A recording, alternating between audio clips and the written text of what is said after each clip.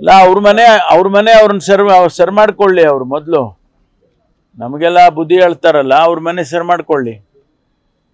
ನಾವು ಅವರ ಪಕ್ಷದ ವಿಚಾರವಾಗಿ ನಾವೇನು ಮಾತಾಡಕ್ಕೆ ಹೋಗೋದಿಲ್ಲ. ಅವರು ಹೊಡೆದ ಮನೇನೋ 4 ಬಾಗ್ಲು 5 ಬಾಗ್ಲು ಎಲ್ಲ ಹೇಳ್ತಾರಲ್ಲ, ಅದೆಲ್ಲ ನಮ್ಗೆ ಗೊತ್ತಿಲ್ಲ. ಅದು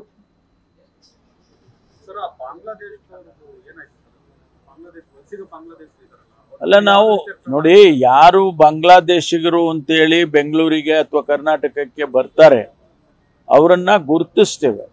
ಅವ್ರ ಹತ್ರ ಯಾವುದು ವ್ಯಾಲ್ಯೂಡ್ ಡಾಕ್ಯುಮೆಂಟು, ಪಾಸ್ಪೋರ್ಟು, ವೀಸಾ ಇವೆಲ್ಲ ಇಲ್ಲದೆ ಹೋದ್ರೆ ಅವರನ್ನ ಇಮಿಡಿಯೇಟ್ ಆಗಿ ಅರೆಸ್ಟ್ ಮಾಡಿ ಡಿಟೆನ್ಷನ್ ಸೆಂಟರ್ಗೆ ಕಳಿಸ್ತೇವೆ. ಡಿಟೆನ್ಷನ್ ಸೆಂಟರ್ಗೆ ಕಳಿಸಿದ ಮೇಲೆ ಅವರ ಬಾಂಗ್ಲಾದೇಶದ ಹೈಕಮಿಷನ್ಗೋ ಅಂಬಾಸಿಡರ್ಗೋ ತಿಳಿಸ್ತೀವಿ, ಈ ಥರ ನಿಮ್ಮ ದೇಶದ ಪ್ರಜೆಗಳು ಈ ರೀತಿ ನಾವು ಅರೆಸ್ಟ್ ಮಾಡಿದ್ದೀವಿ, ಅವರನ್ನು ಡಿಪೋರ್ಟ್ ಮಾಡಬೇಕು, ನೀವು ಪರ್ಮಿಷನ್ ಕೊಡಬೇಕು ಅಂತೇಳಿ ಅವ್ರಿಗೆ ಕೇಳ್ತೀವಿ. ಅವರು ಇದು ನಿರಂತರವಾಗಿ ನಡೀತಾ ಇರುತ್ತೆ, ಡೈಲಿ ಬೇಸಿಸ್ ಇವೆಲ್ಲ ನಡೀತಾ ಇರ್ತವೆ. ಆಕ್ಷನ್ ಅಂದ್ರೆ ನಾವು ಅವ್ರನ್ನೇನು ಹೊಡೆದು ಇಲ್ಲಿ ಬಡ್ದು ಅದನ್ನ ಅಥವಾ ಕೇಸ್ ಬುಕ್ ಮಾಡಿ ಅವ್ರನ್ನ ರಿಟೈನ್ ಮಾಡಿ ಜೈಲಿಗೆ ಹಾಕೋಕ್ಕಾಗೋದಿಲ್ಲ. ಅವ್ರನ್ನ ಡಿಟೆನ್ಷನ್ ಸೆಂಟರ್ನಲ್ಲಿ ಇಟ್ಕೊಂಡು ವಾಪಸ್ ಕಳಿಸ್ಬೋದು ಅಷ್ಟೇ.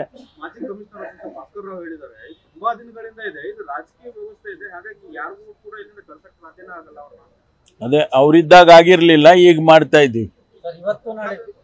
ಅವ್ರ ಕಮಿಷನರ್ ಇದ್ದಾಗ ಮಾಡಕ್ಕಾಗಿರ್ಲಿಲ್ಲ ಅಂತ ಒಪ್ಕೊಂಡಂಗಾಯ್ತಲ್ಲ ಅವರು, ಅದಕ್ಕೆ ಈಗ ಮಾಡ್ತಾ ಇದ್ದೀವಿ.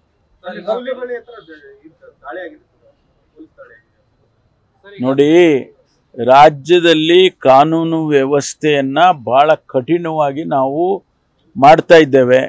ಯಾವುದೇ ಕಾನೂನಿಗೆ ವಿರುದ್ಧವಾಗಿ ಯಾರೇ ಇರಲಿ ಅವ್ರನ್ನ ನಡ್ಕೊಳ್ಳೋದಕ್ಕೆ ಬಿಡೋದಿಲ್ಲ. ಅದರಿಂದ ಯಾರು ನೀವು ಹೇಳಿದವ್ರ ಹೆಸರುಗಳೆಲ್ಲ ಅವೆಲ್ಲ ಬರ್ತಾ ಇರ್ತಾವೆ, ದಿನನಿತ್ಯ ಬರ್ತಾ ಇರ್ತಾವೆ, ಹೋಗ್ತಾ ಇರ್ತಾವೆ.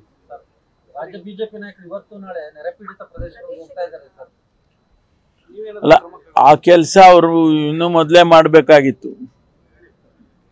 ಈಗ ಪ್ರಾರಂಭ ಮಾಡಿದ್ದಾರೆ ಅವರು, ಯಾಕೆಂದ್ರೆ ಈಗ ಪಾದಯಾತ್ರೆ ಮಾಡ್ಬೇಕಲ್ಲ, ಅದಕ್ಕೋಸ್ಕರ ಅವರು ಈ ಯಾತ್ರೆನೂ ಒಂದು ಮುಗಿಸ್ಬಿಡೋಣ ಅಂತ ಹೊರಟಂಗೆ ಕಾಣಿಸುತ್ತೆ. ಸರ್, ಈಗ ನೀವು ಸರ್ಕಾರದವರು ಅಂದ್ರೆ ನೀವು ಕೂಡ ಆತರ ಪ್ರದೇಶಗಳಿಗೆ ಭೇಟಿ ನೀಡಿ ತಂಡ ರಚನೆ ಮಾಡಬೇಕಿತ್ತು, ಅವ್ರು ಮಾಡ್ತಾ ಇದ್ದಾರೆ, ನೀವೇನಾದ್ರು ಮಾಡೋದು? ಅವ್ರಿಗೇನ್ ಗೊತ್ತ್ರಿ, ನಿಮಗೂ ಗೊತ್ತಿಲ್ಲ, ಅವ್ರಿಗೂ ಗೊತ್ತಿಲ್ಲ. ನಾವು ಜಿಲ್ಲಾವಾರು ಎಲ್ಲ ಎಲ್ಲೆಲ್ಲಿ ಪ್ರವಾಹ ಆಗ್ತಾ ಇದೆ, ಜಿಲ್ಲಾ ಮಂತ್ರಿಗಳಿಲ್ವಾ? ಜಿಲ್ಲಾ ಮಂತ್ರಿಗಳು ಇದ್ದಾರೆ, ಆ ಕೆಲಸ ಅವ್ರು ಮಾಡ್ತಾ ಇದ್ದಾರೆ. ನಾವು ಬೇರೆ ಅವರು ಹೋಗ್ಬೇಕಷ್ಟೇ. ನಾವು ಆಗ್ಲೇ ಅಲ್ಲೇ ಇದ್ದೀವಲ್ಲ. ನಾವು ಪ್ರತಿ ಜಿಲ್ಲಾ ಮಂತ್ರಿಗಳಿಗೆ ಕ್ಯಾಬಿನೆಟ್ ಅಲ್ಲಿ ಮುಖ್ಯಮಂತ್ರಿಗಳು ಸೂಚನೆ ಕೊಟ್ಟಿದ್ದಾರೆ. ಈಗಾಗಲೇ ಅವರು ಎಲ್ಲ ಅವ್ರವ್ರ ಜಿಲ್ಲೆನಲ್ಲಿ ಎಲ್ಲೆಲ್ಲಿ ಪ್ರವಾಹ ಆಗ್ತದೆ ಅಲ್ಲೇ ಕ್ಯಾಂಪ್ ಮಾಡಿದ್ದಾರೆ. ಕೃಷ್ಣ ಬೈರೇಗೌಡರು ರೆವಿನ್ಯೂ ಮಿನಿಸ್ಟ್ರು ಎಲ್ಲ ಜಿಲ್ಲೆಗಳಿಗೂ ಭೇಟಿ ಕೊಡ್ತಿದ್ದಾರೆ, ಸೂಕ್ತವಾದ ಆದೇಶಗಳು ಕೊಡ್ತಿದ್ದಾರೆ, ಪರಿಹಾರ ಕೊಡ್ತಿದ್ದಾರೆ. ಸರ್ಕಾರ ಇದನ್ನ ನಿರಂತರವಾಗಿ ಕ್ರಿಯಾಶೀಲವಾಗಿ ಕೆಲಸ ಮಾಡ್ತಾ ಇದೆ ಈ ಪ್ರವಾಹದ ಸಂದರ್ಭದಲ್ಲಿ.